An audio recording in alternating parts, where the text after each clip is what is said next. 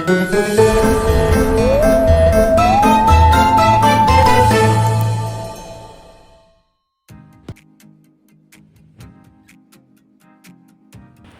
Viewers, welcome to Sakthi's kitchen Salem. உங்களே அன்புடன் வரவேற்கிறேன். நீங்களே எப்படி இருக்கீங்க? நாங்கள் நல்லாயிருக்கோம். இன்றைக்கி நாட்டுக்கோழி குழம்பு வைக்க போகிறோம். அதுக்கு தேவையான பொருள் பார்த்துக்கலாம். பாருங்கள், நாட்டுக்கோழி 1 கிலோ எடுத்து நல்லா சுத்தம் பண்ணி வடிகட்டி வச்சுருக்கேன். அதுக்கு தேவையான பொருள் வந்து சின்ன வெங்காயம் ஒரு 300 கிராமு. சின்ன வெங்காயத்தை 2 கட் பண்ணி வச்சுக்கலாம். இஞ்சி ஒரு துண்டு கட் பண்ணி வச்சுருக்கேன். பூண்டு நசுக்கி வச்சுருக்கேன். பேஸ்ட்டாக அரைக்கல, நசுக்கி வச்சு போடும்போது நல்லா வாசமாக நல்லாயிருக்கும். பச்சை மிளகா ஒரு 4, புதினா தலை ஒரு கைப்பிடி, கருவேப்பிலை தலை. இதை அரைக்கிறதுக்கு தேவையான பொருள் வந்து பெரிய வெங்காயம் ஒரு 2, தக்காளி ஒரு 4, தேங்காய் ஒரு 1/4 மூடி, சோம்பு ஒரு 1/4 டீஸ்பூனு, கசகசா ஒரு 1/4 டீஸ்பூனு, இது காஷ்மீர் மிளகாய் ஒரு 4 எடுத்து வச்சுருக்கேன். முந்திரி பருப்பு ஒரு 10 முந்திரி பருப்பு எடுத்து வச்சுருக்கேன். முந்திரி பருப்புலேயும் நம்ம 1 டீஸ்பூனு பொட்டுக்கடலை சேர்த்திக்கலாம். இது நம்ம அரைச்சி வச்ச குழம்பு மிளகாய்த்தூள் ஒரு 4 டீஸ்பூன் எடுத்து வச்சுருக்கேன். இது வெறும் மிளகாத்தூள், காரத்துக்கு வேணும்னா சேர்த்திக்கலாம், இல்லாட்டி வேண்டாம். இது கடலெண்ணெய், செக்கில் ஆட்டின கடலெண்ணெய் ஒரு 100 மில்லி எடுத்து வச்சுருக்கேன். மஞ்சத்தூள். இப்போ குழம்பு எப்படி வைக்கலான்னு பார்க்கலாம். இப்போ கேஸ் ஆன் பண்ணி வடைச்சிட்டு வச்சுக்கலாம்.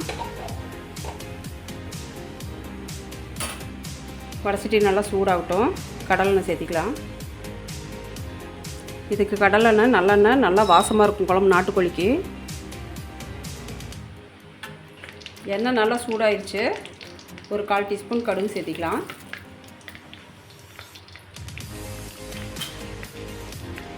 கடுகு நல்லா வெடிக்கிட்டோம். கடுகு நல்லா வெடிச்சிருச்சு. இப்போ பூண்டு தட்டி வச்சுருக்கோம், அதை சேர்த்திக்கலாம். பூண்டு எண்ணெயில் போட்டால் நல்லா வாசமாக இருக்கும் குழம்புக்கு.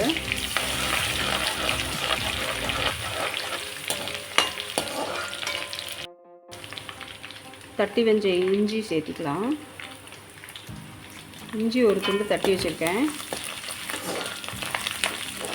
எண்ணெயில் நல்லா வதங்கினோன்னா சின்ன வெங்காயம் சேர்த்திக்கலாம். நாட்டுக்கோழிக்கு சின்ன வெங்காயம் தான் டேஸ்ட்டாக இருக்கும்.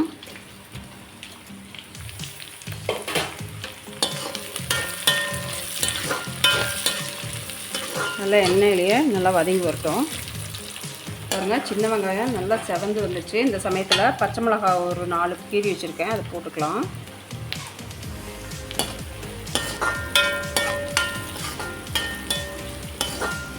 பச்சை மிளகாய் போட்டால் நல்லா வாசமாக இருக்கும். கருவேப்பிலை தலை போட்டுக்கலாம். புதினா தலை ஒரு 5 நிமிஷம் நல்லா இதை வணங்கட்டும். வெங்காயத்துக்கு லைட்டாக கல் உப்பு சேர்த்திக்கலாம்.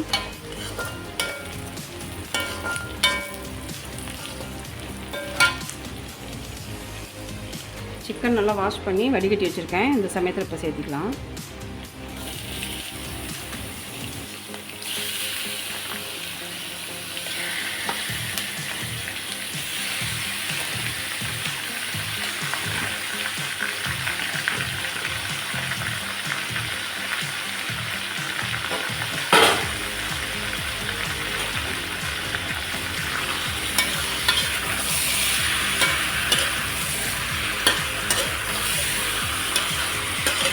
நல்லா கறி எண்ணெயிலே நல்லா வதங்கி வரட்டும்.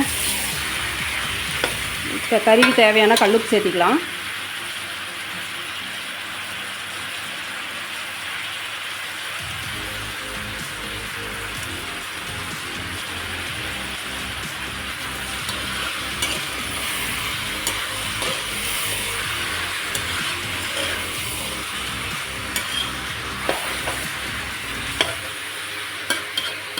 நல்ல சிக்கன், நல்லா சின்ன வெங்காயம், பச்சை மிளகாய் எல்லாம் எண்ணெயிலேயே நல்லா வதங்கி வரட்டும். நம்ம இந்த சமையல் தண்ணி ஊற்ற வேணாம், அதில் சிக்கன்லேயே தண்ணி வரும். ஒரு 10 நிமிஷம் நல்லா அதுலேயே வணங்கட்டும். ஒரு 1/2 டீஸ்பூன் மஞ்சத்தூள் சேர்த்திக்கலாம்.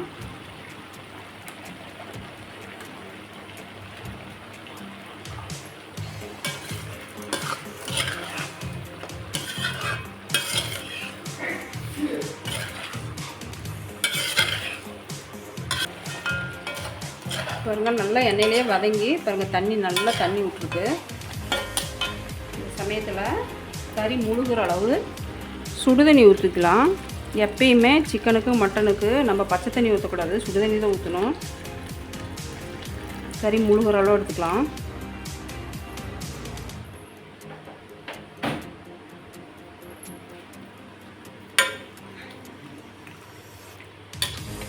நல்லா கொத்தமல்லி தழை நல்லா தூவி விட்டுக்கலாம். நாட்டுக்கோழி சூப் எடுக்க போகிறோம், அதனால தான் புதினா தழை கொத்தமல்லி தழையெல்லாம் இப்பயே சேர்க்குறேன்.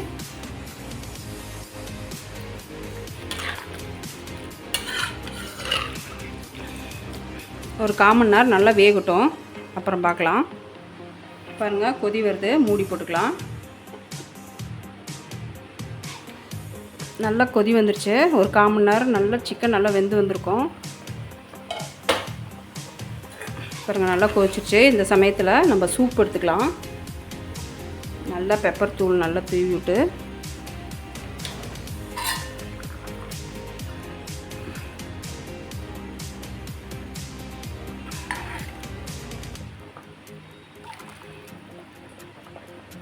சூப்பு, நாட்டுக்கோழி சூப்பு உடம்புக்கு அவ்வளோ நல்லது.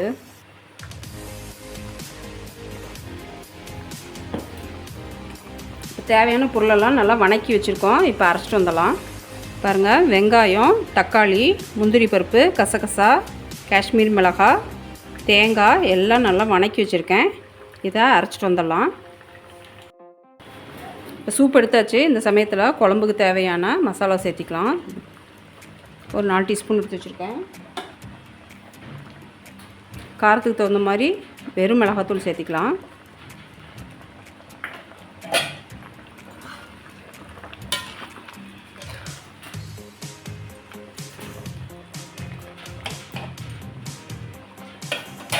இப்போ குழம்புக்கு தேவையானதை அரைச்சிட்டு வந்துடலாம்.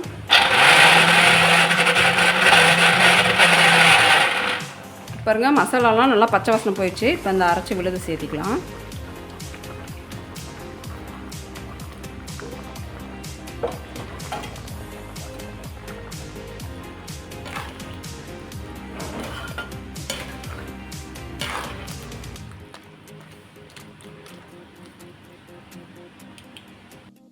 நல்லா 10 நிமிஷம் நல்லா மசாலாலாம் கொதிச்சு வந்துடுச்சு. இதை ஓப்பன் பண்ணி பார்க்கலாம்.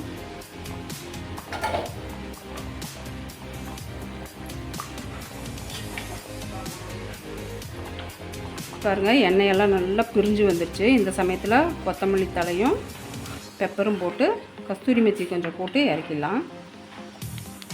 கஸ்தூரி மெத்தி கொஞ்சமாக அப்படியே க்ரஷ் பண்ணி போட்டோம்னா நல்லா வாசமாக இருக்கும். நல்லா மிளகுத்தூள் அரைச்சி வச்சுருக்கேன். நல்லா ஒரு 2 டீஸ்பூன் போட்டுக்கலாம்.